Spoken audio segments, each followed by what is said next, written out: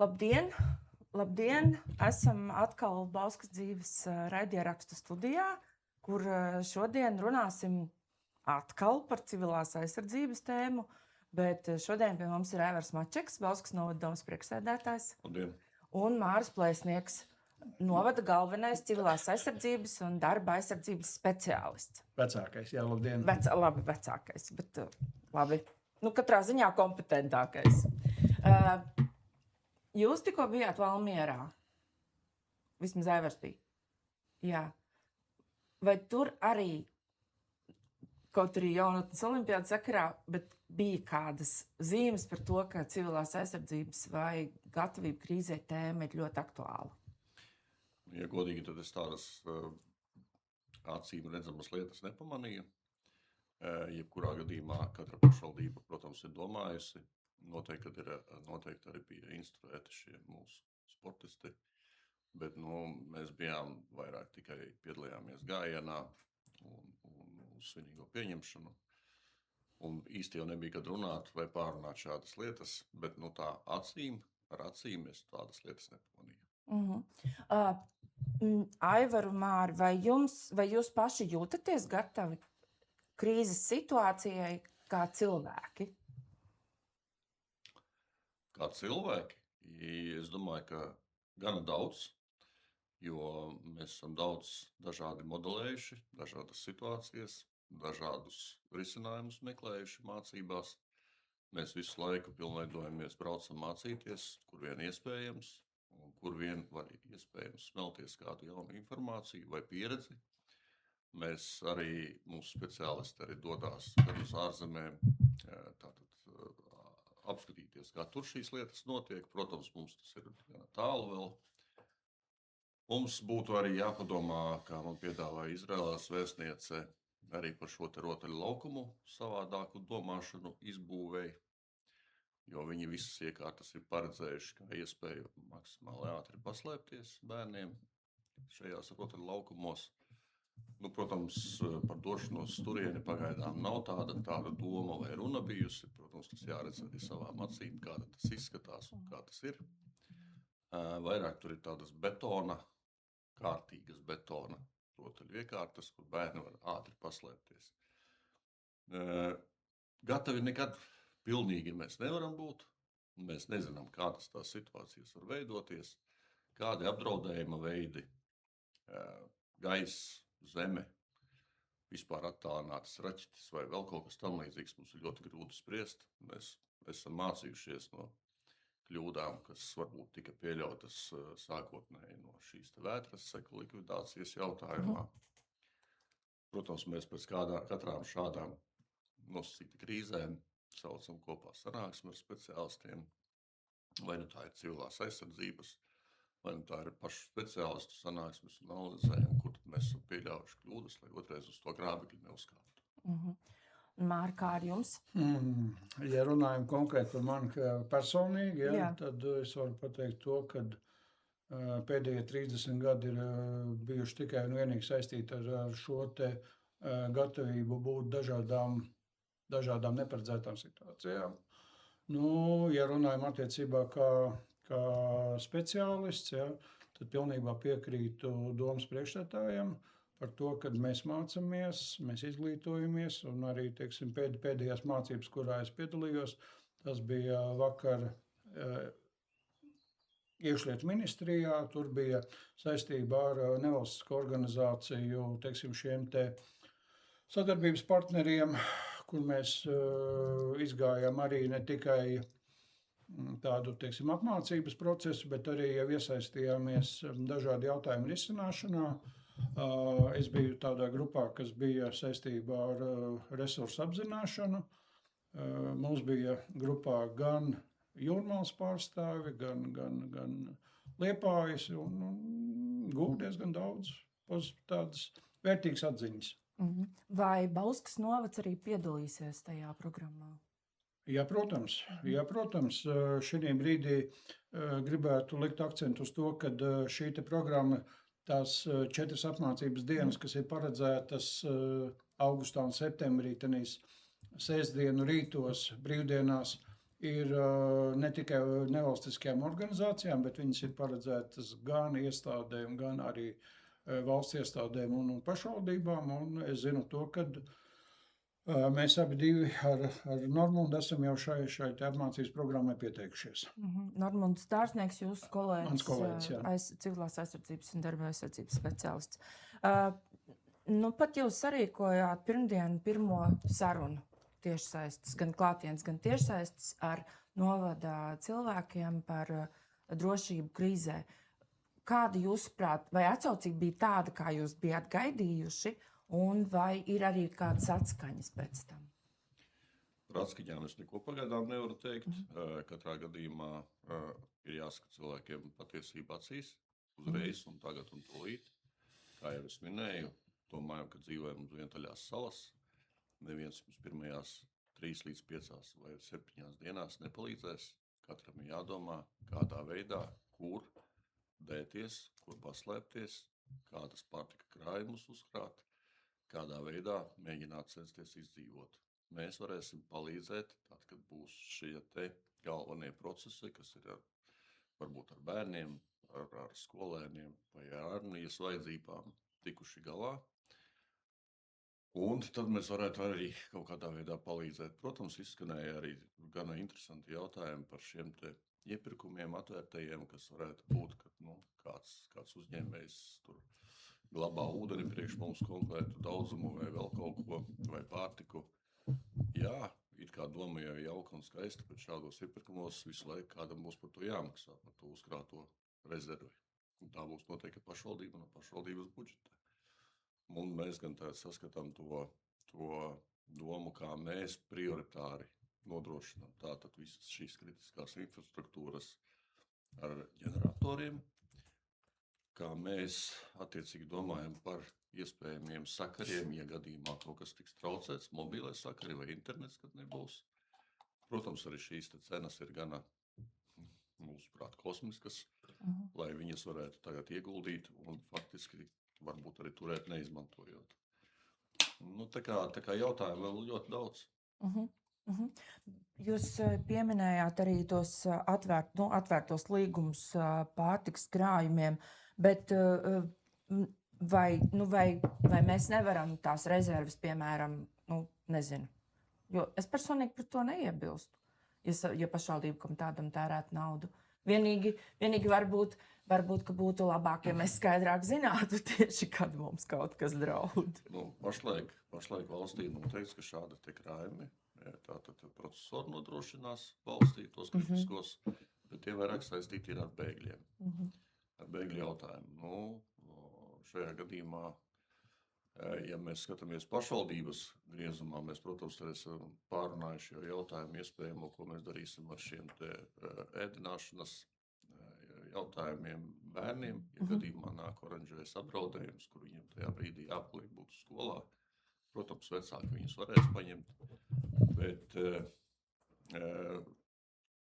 ka varētu šajās skolās kaut kādu, vismaz vienu ēdienu reizi, teiksim, pārtikas kaut kādus nebojājušos produktus turēt uz vietas, bet tas ir atkal kārtīgi reiz, tātad jāuzsāk sarunas ar šiem ēdinātājiem, jāuzsāk sarunas ar skolām, vai ir tādas telpas vai vieta, kur šādas lietas glabāt. Jautājums, cik ilgi var glabāt, kādi ir uzglabāšanas termiņi, kādi ir šīs te kalorijas nepieciešamās, lai tas bērns tur varētu saņemt. Mums ir smags darbs vēl šo pusgadu kā minimums, tātad, lai mums visiem rastos vienota sapratne par to, kas kuram būs jādara, kurā brīdī.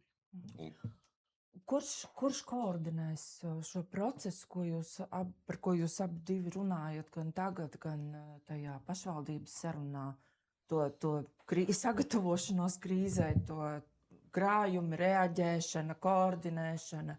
Kurš to vadīs? Jebkurā gadījumā mums ir tāda civilās aizsardzības komisija, arī sašaurināta šīs civilās aizsardzības grupa, kurā mēs attiecīgi nākot kopā vienojamies, kā mēs rīkojamies, un tad arī nodadījēsim, kurš būs tas atbildīgais konkrētā gadījumā par katru jomu. Bet kurš būs tas galvenais?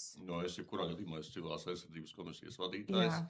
vai viņam manā prombūtnē ir vietnieks, viens vai otrs, kuriem būs jāuzņemās šī atbildība. Bet tad jūs nevarēsiet, piemēram, evakuēties, ja būs Noteikti, ka ne. militārs apdraudējums. Noteikti, ka nē. Un jūs, Māri? Šī brīdī, teiksim, manā darba līgumā nekas tam līdzīgs nav minēts. Ja. Jā. Par šo jautājumu mēs arī vakar šajā te apmācībā pieminēju un skāru šo jautājumu. Ja. Kad tātad reāli, kas mums būtu nepieciešams, mums vajadzētu apzināt kritiskās infrastruktūras darbiniekus jau konkrēti ar vārdiem un uzvārdiem, ja, lai mēs zinātu, teiksim, lai ar viņiem varētu pārunāt šo te jautājumu, vai viņi tiešām ir gatavi palikt un ir gatavi strādāt. Vakar dzirdēju tādu versiju, kad darba līgumā varētu ierakstīt šādu punktu, kad ārkārtas situācijas gadījumā, kad darbiniekam nav tiesības uzteikt darba līgumu ar darba devēju. Ja? Nu, cik tas ir juridiski pamatoti, to es šobrīd nemācēšu jums komentēt, bet šāda versija ir. Ja runājam konkrēti par mani, tad es esmu te un es nekur nemukšu. Es būšu un strādāšu. Labi.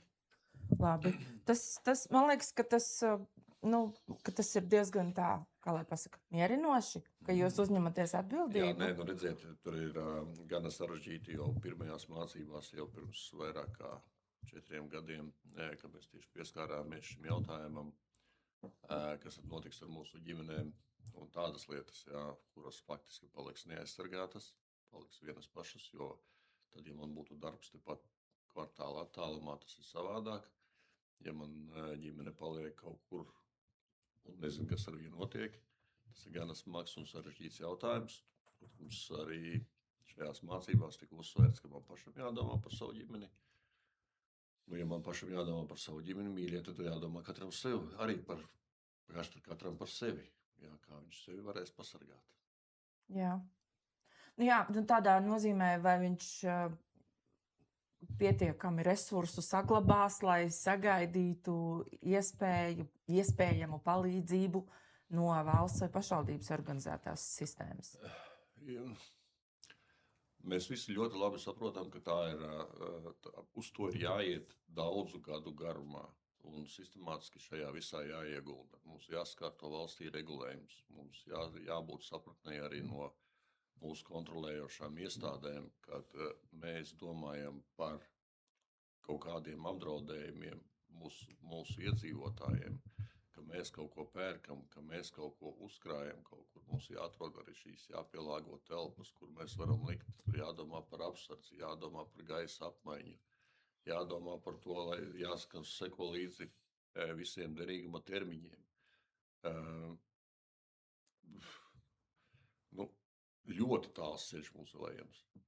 Tā kā jūs pieminējāt arī to Izraels, vai jūsuprāt tā Izraels, kas jau ir gadu desmitiem attīstīta, šī sistēma, kā cilvēki ir instruēti aizsargāties no vislielākā apdraudējuma, nevis pat salīdzinot ar Ukrainu, ka tā varētu būt noderīgāka? Viņi varētu būt gana noderīgāka tāpēc, ka tur ir gadu desmitiem aktīvais karš, un viņi ir pie tā dzīvošana strādājuši. Protams, mūsu sabiedrības lielai daļai tas nebūs pieņemams, kāda šīs rotaļiekārtas varētu izskatīties. Pieņemsim, tur betona trubas un vēl kaut kas tāds. Tur atkal būtu pretība kaut kādi tiesības sargājošie mūsu valsts iestādes, kas pateiks, kā tur bērns nokritīs, sasitīs galvu vai vēl kaut ko. Bet, ja mēs domājam tiešām no drošības aspekta, tad varbūt labāk tā betona caurteka, kas varbūt ir apzīmēta, apkrāsota, kur var kāpelēt, var ložņāt, var vēl kaut ko, būs daudz labāka nekā tas koka slikkalniņš. Tas ir stipri jāsalīdzina šīs divas lietas. Vai jūs arī zināt, kuri pašvaldības darbinieki un speciālisti ir, kuriem ir saistoši, pieņemsim, pienākumu pret armiju, ja viņi ir rezervisti vai zemesardzi? Ja es nemaldos, tātad ir nodefinēts, līdz kādam vecumam ir iesaucamie. Ir, protams, kad Gana interesanti var sanākt, jo ir zemesargi, ir aktīvie, ir neaktīvie, un jautājums, vai viņi šajā brīdī es ar viņiem varu rēķināties vai nevaru, tas pagaidām faktiski nav vēl tāds atbildēts jautājums. Mēs varam saprast to, ka mēs te domājam par evakuācijām, par autobusiem, par šoferiem, bet ja man labi pensijas vecuma šoferi, bet man armija atņems autobusus, tad ko mēs darīsim ar tiem šoferiem? Un kā mēs tos cilvēkus aizvedīsim? Jo prioritāte, jebkurā gadījumā būs tāpat kā Ukrainā, armija. Bet civilās aizsardzības un katastrofu pārvaldīšanas likumā gan tur ir tāda atkāpe, ka ne visus resursus pašvaldībai atņems, ka tomēr skatīsies, lai pašvaldība varētu nodrošināt kaut kādu minimālo palīdzību. Mēs esam par to runājuši, jā, protams, nekur tas autobus ar numuriem nav nodefinēti, ka tas būs mans un tas gadījumā būs tavs. Kas uz viņiem brauks, vienalga tāpatās komunālā tehnika. Noteikti mēs arī skatāmies, kāda ir kritiskā varētu būt, kas ir nepieciešama pašvaldībai, kas ir jānodrošina kritiskā infrastruktūra. Es domāju, ka tur vairāk kā skaidrs viņam varētu neatņemt, jo te ir runa par ūdeni, par kanalizāciju, it sevišķi par kanalizāciju, kas ir aktuāls jautājums daudz dzīvokļu mājās, jo faktiesībā kanalizācija gandrīz vai primā, ja ūdeni var ārā atvest mucā, tad, ja nebūs kanalizācijas dzīvoklī, tad tā būs baktērijas, slimības, visas pārējās lietas. Tātad attīrīšanas iekārtas, upes, viss pārējais. Ir jāsāk domāt mazliet savādāk, tomēr, kas tad ir prioritāte šajā gadījumā no mūsu puses. Un, protams, mēs arī esam arī pārunājuši, it kā jau zvērestu pie galda, es noteikti neprasīšu, vai tu būsi, vai tu nebūsi, jā. Bet jāpieņem ir sliktākā situācija, jebkurā gadījumā, ka liela daļa nebūs un aizbrauks. Būvēsim tad, kas būs palikuši. Jā.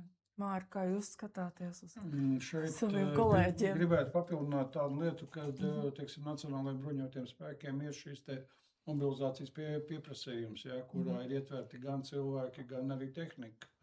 Lieta ir tāda, ka mēs šo jautājumu nevaram saskaņot ar viņiem, jo tas ir valsts noslēpums, līdz ar to mēs nezinām par tiem resursiem, kas paliks mūsu rīcībā.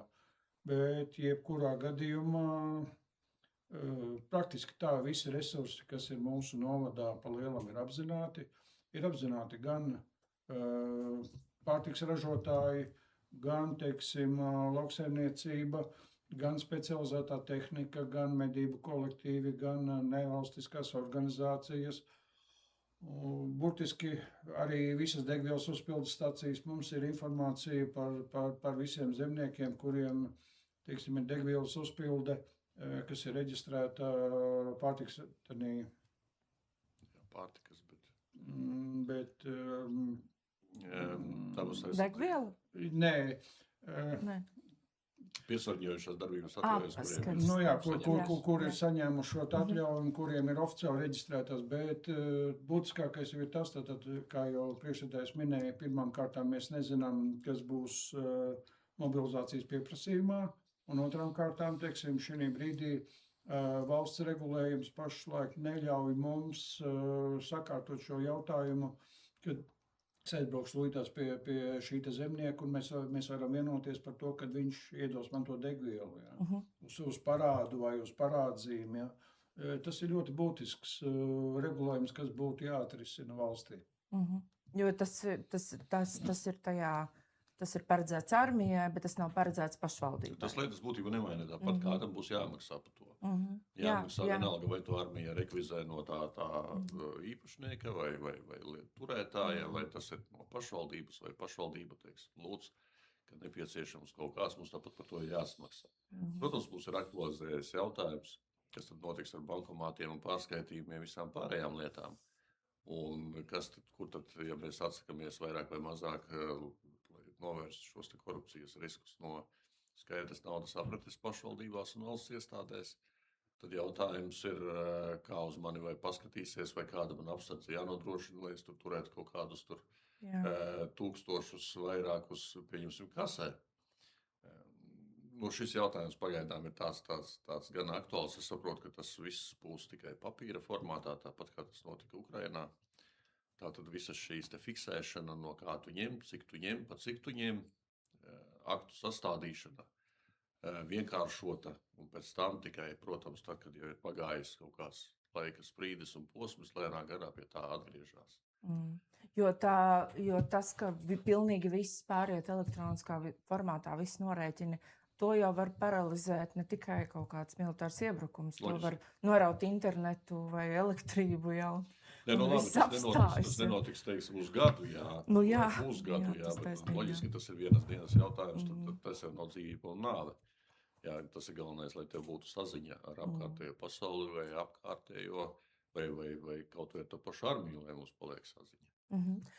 No visa, ko mēs tagad runājam, no visa, ko jūs stāstījāt pirmdien, tā sarunā, no tā, ko mēs iepriekš esam daudz dzirdējuši, un arī no Malinas pieredzes, kur arī jūs esat bijuši. Man tas secinājums ir, ka ir vajadzīga ļoti tāda atvērta un aktīva sadarbība starp visiem cilvēkiem, starp visām amatpersonām, uzņēmumiem, nevalstiskām organizācijām, ikvienu, kas ir šeit, jebkurā tajā ārkārtas situācijā. Kā jūs vērtējat, cik mēs tam esam gatavi? Gana maz šajā brīdī. Mēs nemākam pateikt taisnību cilvēkiem. Mēs mēģinam izlocīties, noklusēt. Cilvēkiem ir jāzina taisnība. Ja es neko nezinu, tad es mēģinu ar to un to noskaidrot taisnību. Un tas ir jāpasaka tiešā tekstā, jo mānīt mēs sevi varam, bet tas tikai pie laba gala novedis. Ja mums ir tie 5 kartupeļi, tad viņi ir. Ja mums nav neviena, tad tā arī jāsaka, nav neviena. Diemžēl tas ir pats svarīgākais - komunikācija. Protams, būs vēl jāpadomā par šiem te kaut kādas apziņošanas, vienalga skaidriņi, mikrofoni, kaut kādas tādas lietas, teiksim, lielākajās apdzīvotajās vietās, jo sirēna neko neizsaka. Sirēnu šeit, es nezinu, vai kāds dzirdēja upes otrā pusē, kad skanēja uz ģimnāzijas. Jo es stāvot ārā turpat lejā nedzirdēju, jo koks bija priekšā. Un vasaras laikā tā skaņa pavisam savādāk pārvietojas nekā, teiksim, bezlapu periodā. Un šī te patiesās informācijas sniegšanas vienalga caur policijas mašīnu, ruporu, caur vēl kaut ko, tas, kas būtu cilvēkiem jāstāsta, aktuālā, patiesā informācija.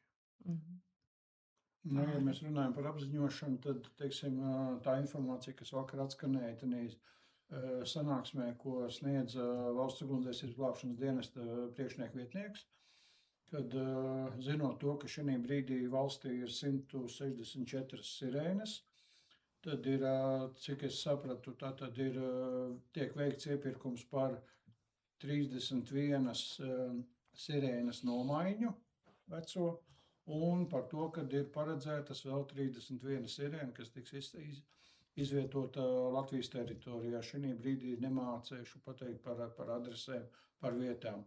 Atšķirība, teiksim, no vecajām sirēnām, kā mums vakar sniedz informāciju, tātad būs nevis šī te rotējošā taure, kas viļņveidīgi sniedz šo te signālu, bet būs tā kā savā laikā, teiksim, karu laikā bija, kad rupori uz visos virzienos, un ka tas skan uzreiz ar visu teritoriju.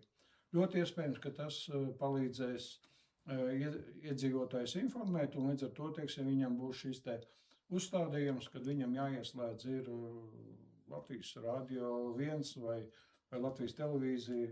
Vai jāpaskatās savā 112? Vai jāpaskatās savā telefonā aplikācijā, jā, un ja mēs runājam par mobilajiem sakariem, jā, tad, teiksim, jā, es esmu bijis Ukrainā, esmu runājis arī ar viņu pārstāvjiem, un šie te mobilie sakari ir īslaicīgi pārtraukumi, jā. Ja, teiksim, mēs nedēļu nodzīvojām toreiz tur uz vietas, tad strādāja gan telefonu sakari, brīvi varēja jebkur sazvanīties, gan arī bija internetu pieslēgums un varēja risināt praktiski visus jautājumus. Ja mēs pieskaramies ar šai 112 aplikācijai, tad mēs pagājušajā nedēļā, laikam sanāk, vai šodien sākumā saņēmām arī valsts ugunsdzēsības glābšanas dienesta vēstuli, kurā visas mūsu nosūtiet viņiem, visas mūsu izstrādātos rīcības algoritmus mēs liksim iekšā. Vadlīnijas, jā. Jā, vadlīnijas vienalga, vai tas ir skolēnu pārvadājumiem, vai tas ir iestāžu vadītājiem, vienalga. To, ko mēs izstrādājam, es saprotu, ka šis viss notiks atgriezniskā veidā, viss saliks iekšā, un tad no kaut kas varbūt labāks taps vai pie kaut kā tiks strādāts. Nu, šajā gadījumā sanāks tā, jo mēs esam, es saku, kā jau Māris pirmdien runājām, tā tad ir arī faktiski velospēds izdomāts, kā rīkoties. Vienalga bērnu sacensību laikā vai vēl kaut kur, teiksim, jā. Skarbi, neviens nekur nebrauks, neviens nekur nemuks, neviens nekur neko nemeklēs, ierauga dronu, autobus ārā, dubļos iekšā. Dzīva patiesība, jo novirzīties no maršruta mēs nedrīkstam, jo tad sāksies hauss, tad sāksies vecāku zvani, meklēšanas, policijas lieki noslogošanas, vēl kaut kur. Mēs pieturamies tieši pie tā konkrētā maršruta, skatāmies, kas notiek ārā, un attiecīgi reaģējam. Maksimāli prognozējama rīcība. Jā. Kā jūs ieteiktu pašlaik rīkoties vai aktivizēties kopienām? Jo mēs zinām, ka mums ir ciemati vai vietas, kur cilvēku apkaimēs ir jau nāk kopā un uzdod jautājumus un meklē kaut kādus risinājumus. Manā skatījumā visiem būtu jāstāsta, ka tādas minimālās prasības tomēr jātur ir sev rezervē. Pirmkārt ir jāatbrīvo vai jāiztīra tie savi pagrabi.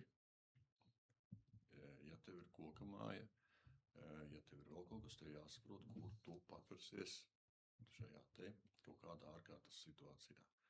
Jo ielikt mašīnā kaut kur skriet, tas būtu pati pēdējā muļķība.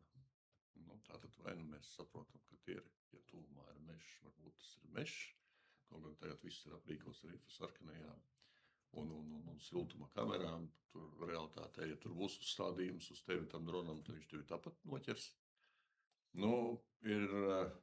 Bet tur arī diez vai atšķirs tas drons, vai tas ir karavīrs, vai tas ir civiliedzīvotājs. Ir maksimāli jāsaliek galvā pašam šī rīcības plāns, kā es rīkošos tieši savā konkrētajā situācijā. Un tās rezervītes tomēr ir jāatrod laiks un iespēja, vai varbūt arī materiāli, kaut vai pamazām, bet kaut kur jāuzkrāj. Protams, ir jāsako līdzi, lai tur neieviešas kaut kādi mošķi tajos makaronos vai tajā mannā. Jārotē, Ir kaut kādai kustībai jābūt, bet kaut kam tomēr plauktā ir jābūt, lai vismaz šīs dienas būtu ko paēst vai patirties. Māri, ko jūs ieteiktu kopienām? Kopienām, teiksim, pirmais, ko es ieteiktu, tad es vienkārši izdaru secinājumus no tā, ko es redzēju pēc pirmdienas mūsu pasākuma. Bauskas dzīve bija ielikusi video rullīt Facebookā attiecībā konkrēti par šīm patvērtnēm. Un tad es vienkārši atļāvos palasīt šos te komentārus. Cilvēkam joprojām ir šis te patērētāja instinkts. Ja? Viņš domā par to, ka viņam viss pienākās un viņam visu valsts iedos, ja? Vai pašvaldība iedos. Kaut vai par tiem pašām patvērtnēm. Ja? Kad cilvēks, kas dzīvo nomaļā vietā, viņam pirmais jautājums ir nevis tā, kā man pareizi būtu rīkoties, kur ir mana tuvākā patvērtnē. Ja? Tāpēc arī atskanēja šis te uzaicinājums kopienām, iedzīvotāju padomēm, teiksim, nevalstiskajām organizācijām par to, ka, lai šo informāciju varētu pasniegt precīzāk un tiešāk, kad mēs esam gatavi uzklausīt viņu šo te kopienu iedzīvotāju jautājumus un aizbraukt pie viņiem tanī brīdī, kad viņiem tas tiešām interesē un ka tiešām viņi tur būs. Ja? Vakar šajās mācībās atskanēja arī, teiksim, viens no ierosinājumiem tādiem, kā piespiest iedzīvotājus iemācīt, teiksim, interesēties par cilvēku aizsardzību. Piemēram, pensionāru biedrība vai teiksim, kaut kāds interesanta grupa atnāk pie pašvaldības un prasa, iedodiet mums lūdzu autobusu vai iedodiet mums lūdzu telpas. Ja? Mums ir vajadzīgs pasākums. Ok, mēs esam ar mieru jums to iedot, bet lūdzu visi kopā atnāciet tanī un tanī dienā pie mums un mēs parunāsim par cilvēku aizsardzību. Ja? Šāda ideja vakar atskanēja. Interesanta ideja. Bet būtiskākais ir tas, ka ja interese nebūs no iedzīvotājiem no apakšas, ja, tad mēs varam iet un stāvēt kaut aiz galvas, ja, bet šī informācija neaizies. Protams, mēs jau piedalījāmies Novadsvētkos, mēs piedalīsimies arī Lilijas svētkos, būsim arī Iecavā pēc nedēļas 18. jūlijā pasākumā, kur runāsim ar visiem interesantiem. Mums ir sagatavotas skaistas vizītkartes, kurās var noskanēt QR kodu un saņemt visu nepieciešamo informāciju. Labi. Šodien tas mūsu raidierakstā ir arī viss. Tātad aicinātu ikvienu saprast, ka mēs jebkurā ārkārtas situācijā esam visi vienā laivā un būt gataviem gan uzklausīt to, kas ir sakāms atbildīgajiem speciālistiem un tiem, kuri saprot, kas šeit notiek, gan arī būt gataviem sadarboties un palīdzēt citam. Ar Antru Ērgli kopā bija Aivars Mačeks, Pauskas novadomes priekšsēdētājs, paldies, Aivar, un Māris Plēsnieks, civilās aizsardzības un darba aizsardzības vecākais speciālists. Paldies, Māri! Paldies! Dzīvosim droši!